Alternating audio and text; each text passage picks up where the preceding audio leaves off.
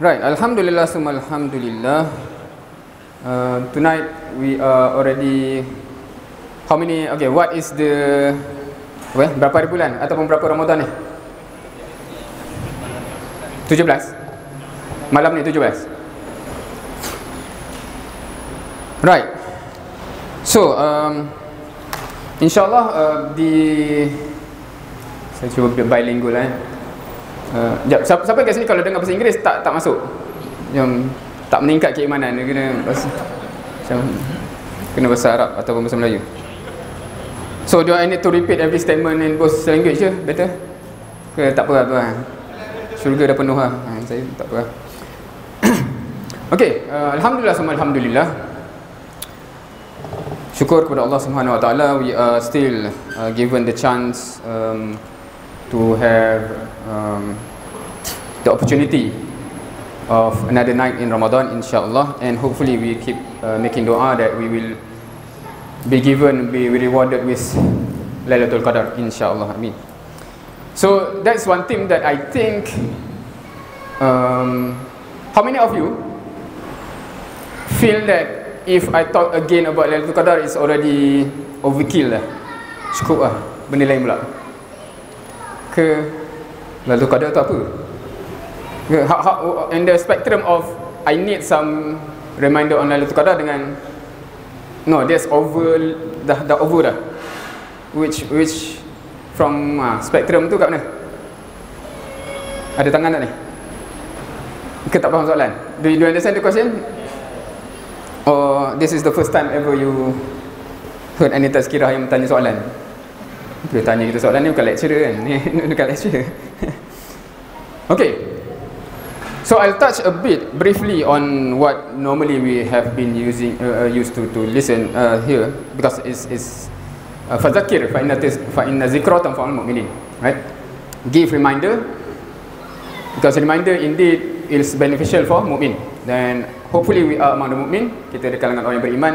Hence apa-apa peringatan and reminder, tazkirah, peringatan by definition is something that is reminded of. Kita tahu tapi lupa. If you complain, ni dah dengar dah, memanglah ni tazkirah, bukan pengajian ilmu baru, right? Right. Hopefully we already understood the reward, and we are geared up towards the last 10 of Ramadan. Now, how to, because I think, how many of you, any first year student? No, second? Took first year? Second year? Third year? Fourth year? 5th year tak habis lagi? 5th year? Tak ada. So have you experienced the Ramadan in the Shah's Mosque before? Right? Especially in the last 10 days. Ada yang pernah? Especially the night of 27, I think, right? Normally where the orang-orang Arab dia kerja 27 kan? Betul? Tapi kita biasa dah balik kampung. Ada anyone who have experience night of 27 in this mosque? Dan kali ni lagi lah, because I think next week is already most of you are online and balik kampung, right?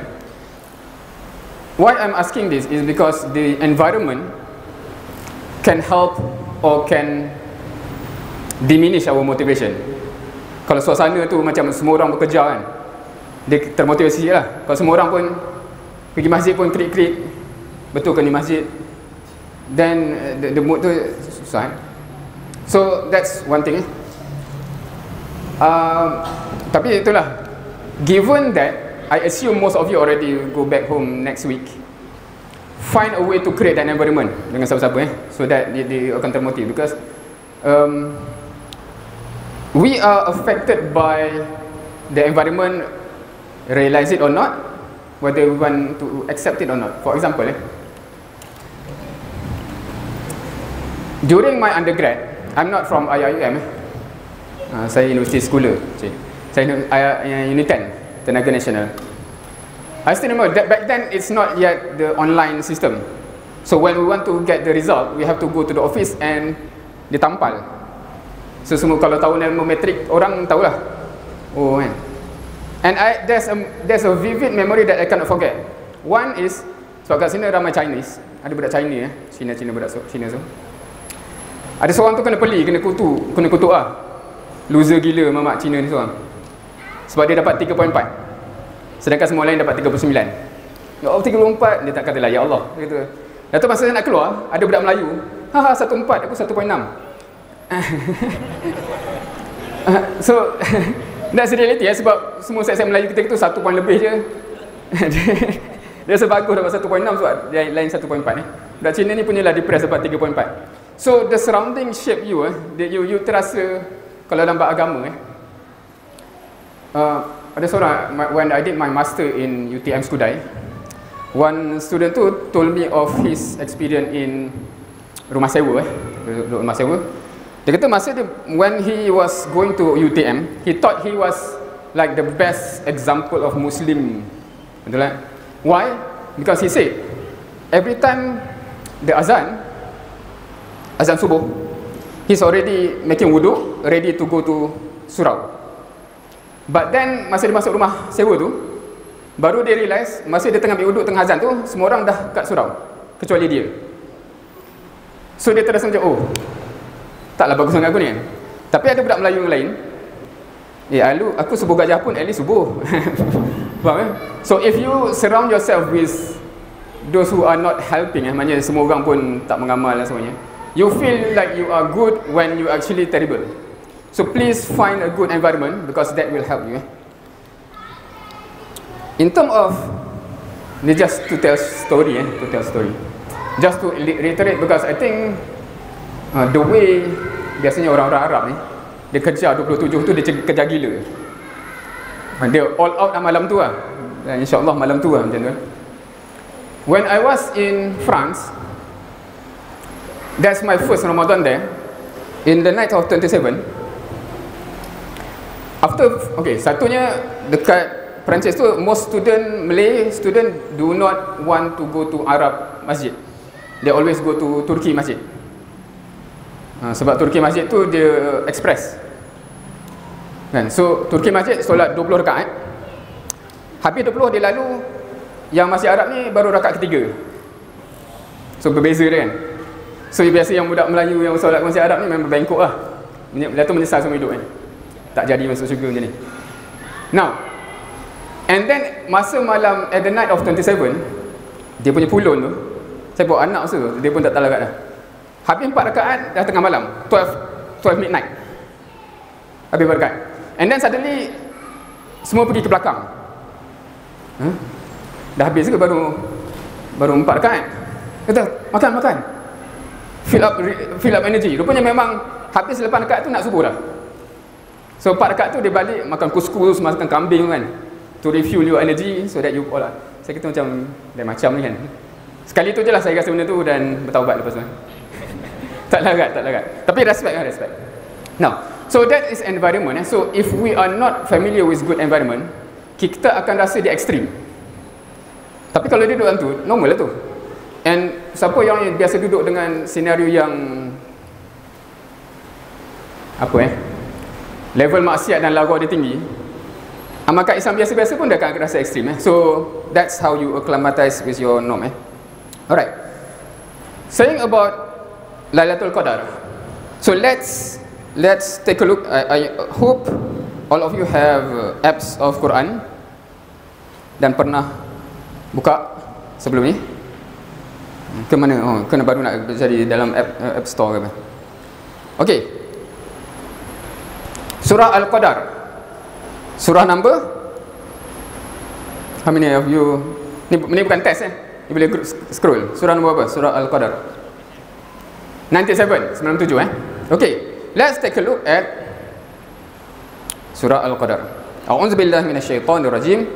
Inna anzalnahu fi lailatul qadr. Wa ma adraka ma lailatul qadr. Lailatul qadri khairum min alfi syahr. Tanazzalul malaikatu warruhu fiha biizni rabbihim min kulli amr. Salamun hiya hatta matla'il fajr. Sadaqallahul azim. Now, one of the verse is about khairun min alfi syahr. I think you have heard, semua dah biasa dengar lebih baik daripada 1000 bulan. So I'm not going to discuss on that much. What I want to discuss is something that is not something yang hopefully not commonly discussed lah, supaya adalah benda baru sedikit. This surah specify that Al-Quran is sent down. Al-Quran diturunkan pada malam Al-Quran, betul? Kat mana? Ayat mana? Adakah perkataan Al-Quran dalam tu? Or where is Al-Quran? Ayat berapa? Dalam ayat berapa yang Allah kata Al-Quran diturunkan malam Al-Quran? Inna anzalnahu. Hu tu nya kan? Hu tu yang refer kepada Al-Quran.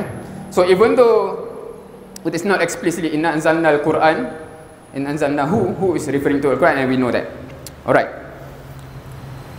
And what is Al-Quran to us? Kalau saya tanya soalan skema ni, Al-Quran ni apa Kalau budak-budak sekolah dia akan jawab apa? Jawapan skema exam, skor UPSR ke, SPM ke? Quran itu apa?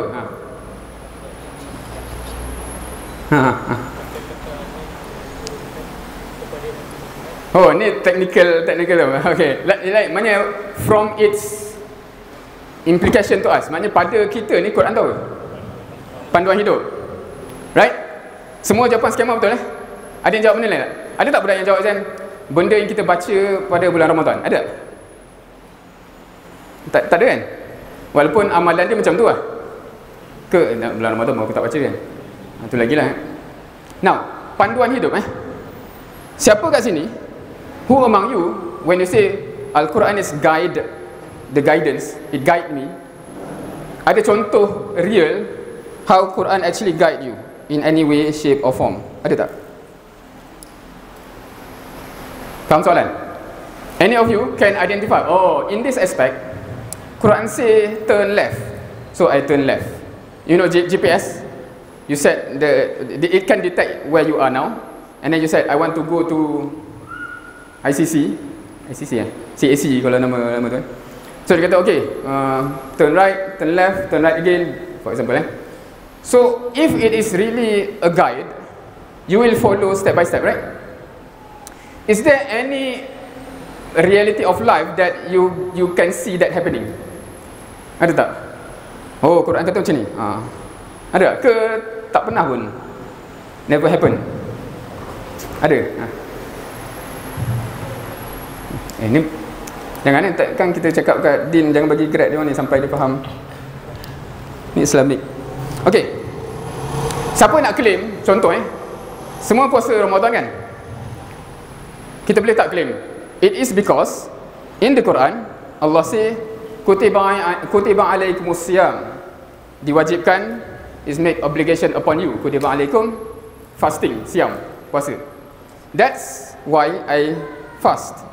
Hence Quran say go that way, I follow. Ada yang merasa macam tu tak? Ke puasa dia tak. Saya bukan sebab Quran, saya sebab segan dengan kawan.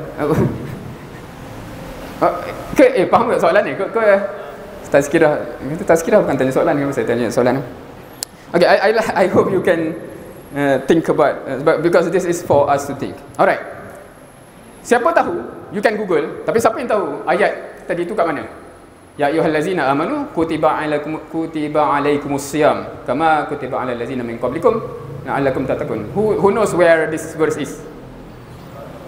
Surah Baqarah juzuk yang kedua ayat ada? Boleh Google? Google je, Google. Lepas tu tengok, jumpa tak?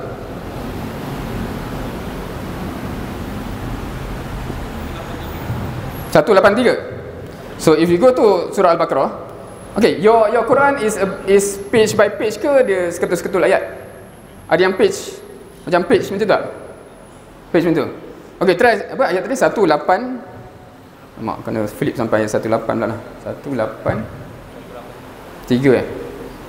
Page 26 28. Sekejap. Betul ke ni? Ya ayyuhallazina amanu kutiba alaikumusiyam. Alright. Page 28. Jumpa? Semua jumpa? Jumpa tak word kutiba alaikumusiyam? Jumpa tak? Word Arab dia. Jumpa Okay. So do you agree that when Allah say kutiba alaikumusiyam, that's why we do it secara serius? Semua setuju? Setuju ke tak setuju? Setuju. Now, flip page sebelumnya. Flip ke kanan. Page 27. Cari lagi 2 ayat yang ada kutiba alaikum.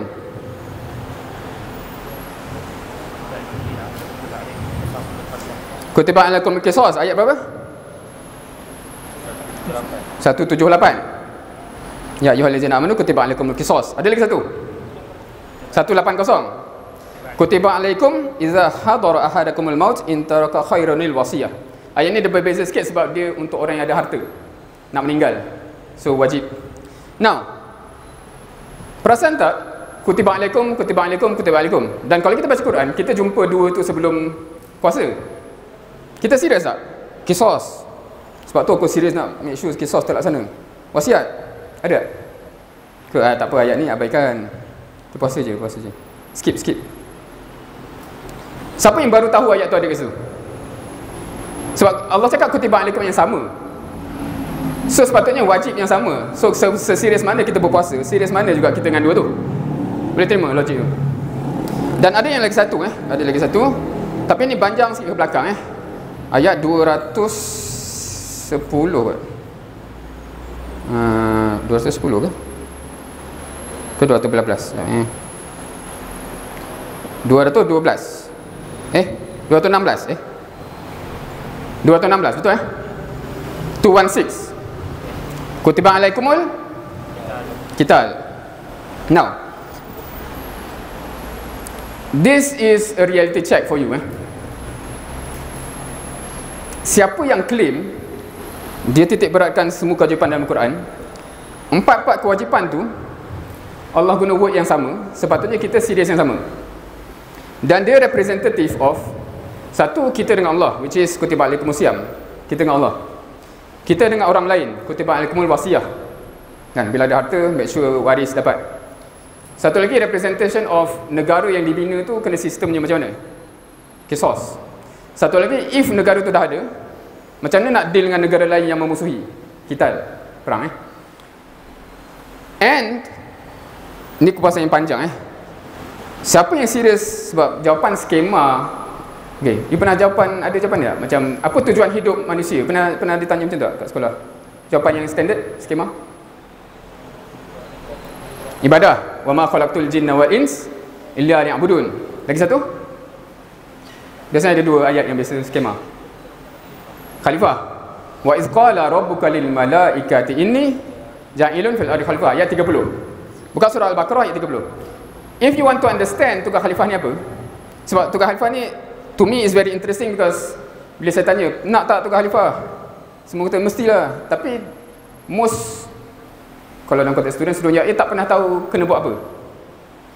But jawapan dia dah ada dalam surah Baqarah. Sebab awal surah Baqarah, wa iz qala rabbuka lil malaikati inni ja'ilun fil ardi khalifah. Lepas tu terus masuk khalifah yang pertama, cerita Nabi Adam. And then cerita pula Nabi-Nabi dan cerita panjang pasal senior kita. Siapa? Dan surah Al-Quran ada satu kaum yang dicerita banyak. Kita punya senior. Tak tahu? Bani Israel. Dia senior kita yang diberikan tugas yang sama, tugas khalifah. Tapi dia fail. Allah kata fail, bungkus. Lepas tu orang tu kata sekarang tugas kamu pula.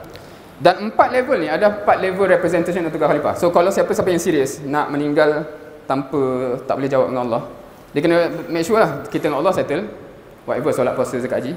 Kita dengan orang lain settle zakat, nafkah, ibu bapa, jiran. Kita dengan negara settle sistem ekonomi, sistem law, etc. Kalau sampailah negara tu terpaksa berdepan dengan negara lain macam masa zaman Nabi SAW ataupun membuka Constantinople, whatever that is, kita bersama Alright. So that is something yang I hope dia menjadi satu info yang you pegang, because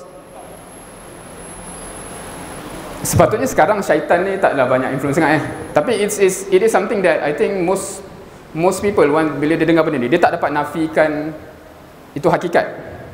Tapi kita akan pilih untuk delete empty recycle bin. Faham apa? Delete daripada memory empty recycle bin ni kalau ya. Supaya kita tak di pressure dengan benda tu. Right? Of course if you choose to do that, na'udzubillah, then masing-masing kena jawab lah. So I have deliver benda ni. Now, balik kepada surah tadi Allah kata Allah turunkan anzalnahu. Ada tak benda lain yang is there anything else other than Quran that Allah say in the Quran that Allah anzala? Ada tak? Kat sini ada hafiz tak? Hafiz Quran? Tak ada Dia tak campur dengan Quran Rasa ramai je hafiz yang masuk engineering kan? Ke tak mengaku? Ada? Okay, sebelum masuk tu what happened? Okay, now is kata 17 tadi apa insiden besar dalam tarikh ini? Ataupun range ni? Orang kata cuti esok nuzul Quran Lagi-lagi from sirah punya perspektif. Perang Badar, right? Perang Badar represent one of the four. Kalau dia faham tadi, level pertama kita dengan Allah, kita dengan orang lain, kita dalam negara, dan kita berhadapan dengan negara lain. Dalam konteks itu, Madinah berhadapan dengan Mekah. So when benda tu datang, dia jadi tanggungjawab. Kalau you lari, you berdosa besar kan? Right. Now, is it easy kalaulah kita hidup di zaman tu? Do you think you will be participating or you will be cari jalan untuk mengelak? Untuk terlibat dengan Badar? Okay, so that's for you to think.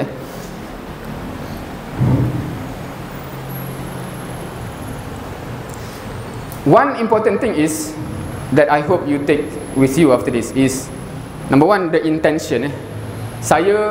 Aku nak jadi macam para sahabat tu yang fulfill semua responsibility tu whenever that responsibility calls for me. Bila dia tuntutan tu datang, aku fulfill. But that require your personal growth, perkembangan diri, supaya bila sampai benda tu you mampu. You mampu. Struggle yang paling basic adalah struggle lawan hawa nafsu. Dia terima? Tu paling basic lah. Kalau tak dapat lawan hawa nafsu, tak payah cerita lah perang-perang ni kan. And we are being trained in the month of Ramadan to deal with the temptation of nafs, right? Hawa nafsu kan. So hopefully we success with flying colour. Dan lepas dari Ramadan kita berubah menjadi orang yang lebih baik. Okay, what kind of training can you identify in the month of Ramadan? Kita ada 10 minit. What are the example of action in Ramadan yang kita buat yang menjadi training untuk bulan-bulan lain sepatutnya? Puasa is one lagi? Tak ada lah, tu je. Puasa je. Apa benda yang biasanya tak buat tapi bulan Ramadan ni buat? Solat berjemaah. Okay lagi? Tilawah. Tarawih lagi? Tadarus tilawah lagi? Sahur. Maknanya bangun sebelum you sahur ni, sahur sebelum subuh ke sahur Qiyam. Alright. Kalau kat sini ada yang main sport apa buat? Kalau main sport apa? Your training, kejayaan training tu tergambar bila you guna training tu untuk perform kan? Kalau you train konon train, lepas tu tak masuk pun tournament, apa cerita so that's hopefully you see that in that light. So there are several things. Ni pesanan-pesanan terakhir lah sebagai pakcik yang dah tua kat depan ni.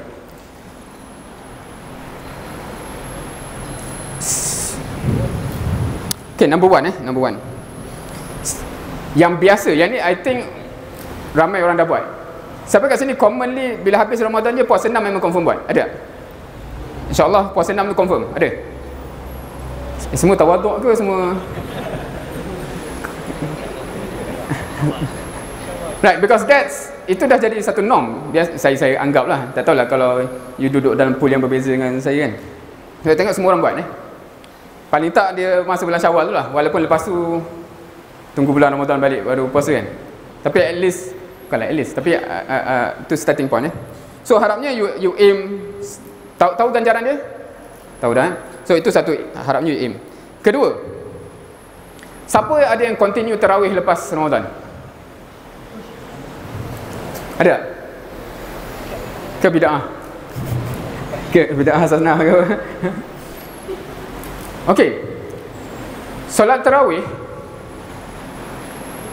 Sekejap, kau ni pernah dengar tak perbincangan pasal solat tarawih? Solat tarawih ni siapa bagi nama? Siapa bagi nama solat tarawih? Tahu tak? Tak tahu eh? Tahu tak zaman Nabi SAW nama solat tarawih tu tak wujud? Tahu tak? So kalau saya pernah cari kan, apa dalil solat tarawih ni tak pernah jumpa. Sebab perkataan tarawih tu belum wujud zaman Nabi SAW. Kenapa? Siapa dia agak? Kenapa masa tu tak ada solat tarawih? Lepas tu kita buat apa ni? Dan apa dalil solat tarawih? Biasanya orang bagi dalil. Apa dalil dia? Silap tempat ni bukan kuliah syariah ni kuliah. Tapi ni Islamic basic knowledge kan. Biasa kau ambil subjek agama masa SPM kan? Ke dah tak ambil? Man qama ramadanan imanan wa ihtisaban. Pernah dengar? Siapa yang qiyam bulan Ramadan dengan penuh keimanan dan mengharap pengampunan. So itu sandaran, maknanya itulah qiyam kita. Solat tarawih itu solat qiyam yang kita buat bulan Ramadan. Faham? Kenapa nama dia tarawih? Sebab tu yang dulu kan siapa yang follow benda ni, ada orang debat kalau 8 tu bukan tarawih. Pernah dengar benda tu? Siapa faham kenapa dia cakap macam tu?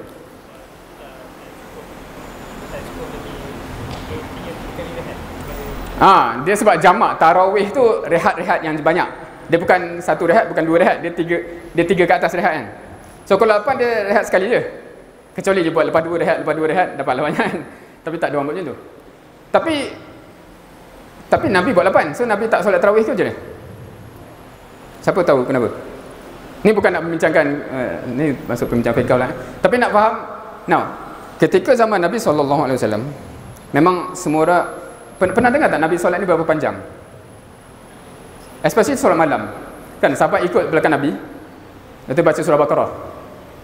Ingatkan lepas habis surah Baqarah tu, kita kalau nak habis surah Baqarah pun kita dah mufarakah lama dah kan. Ingatkan insya-Allah nak rukuk. Lepas tu Nabi sambung surah Al-Imran. Maknanya panjang. Now, bila masa berlalu, para sahabat dan para tabi'in ni dia nak menjiwai roh solat yang sama, tapi nak bagi kelihatan supaya orang mampu, so dia pecah-pecahkan. So sebab tu dari 8 jadi 20 dengan ada jadi rehat supaya lagaklah sikit. Lepas tu sebab tu yang lepas tu jadi 36, ada yang sampai 72 supaya yang bestnya kita ni ambil kita cukup yang best dalam dua-dua. Siapa faham? So Nabi solat panjang. Lepas tu sahabat nak solat panjang macam tu, tapi tak larat berdiri lama-lama. So dia cut jadi banyak rakaat tu. Masa fasa awal tu jadi 20, lepas tu jadi 36, jadi 72 kan. Sekarang ni kita ambil versi yang pendek macam solat 72. Lepas tu kita ambil hadis kata 8. Oh, aku ikut sunnah kan. Itu ngada-ngada namanya. So itu background kenapa namanya tarawih sebab datang lepas tu. Sebab tu dia jadi kalau orang tanya, so niat masa sahabat niat macam mana? Itu lagi interesting lah. Sebab dia orang mana ada belajar niat macam kita belajar kan. Dia tak ada verbalizekan niat tu.